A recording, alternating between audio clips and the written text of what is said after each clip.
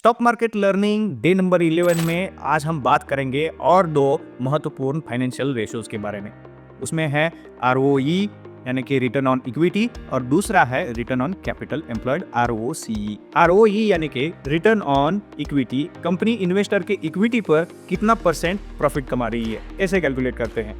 ROE is equal to net profit divided by share holders equity into 100। इसे एक example से समझते हैं। अगर कंपनी का नेट प्रॉफिट 10 लाख है और शेयर होल्डर की इक्विटी 50 लाख की है, 10 lakh divided by 50 lakh into 100, answer आएगा 20%। कंपनी शेयर होल्डर इक्विटी का यूज करके 20% रिटर्न कमा रही है।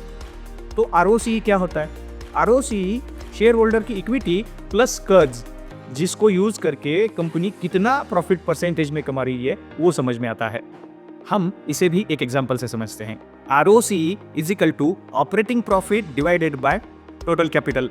अब टोटल कैपिटल में आएगा इक्विटी और कर्ज। यहाँ पर हम मान लेते हैं कि कंपनी का ऑपरेटिंग प्रॉफिट 15 लाख है और टोटल इक्विटी अगर 75 लाख है, तो इसका आंसर आएगा 20%। यानी कि ये कंपनी टोटल कैपिटल जो एम्प्लॉयड हुआ है उसके अगेंस्ट भी 20% कमा रही है। इन दोनों रेशियोज को जब हम देखते हैं, वहां से पता चलता है कि कंपनी की प्रॉफिटेबिलिटी किस तरह से है। ये जितना ज्यादा होंगे उतना वो कंपनी प्रॉफिटेबल होगी, ऐसा ही माना जाता है। और ये क्वार्टरली और ईयरली अगर बढ़ रहे हैं तो इसका मतलब है कंपनी ग्रोथ स्टेज पे है। और इनका इस्तेमाल हम सेक्टर के साथ कंपेयर करने के लिए भी हम कर सकते हैं। जब हम किसी कंपनी में इन्वेस्ट करते हैं तब ROE और ROCE का हम लॉन्ग टर्म अगर एनालिसिस करते हैं तो बहुत हेल्प हो सकती है।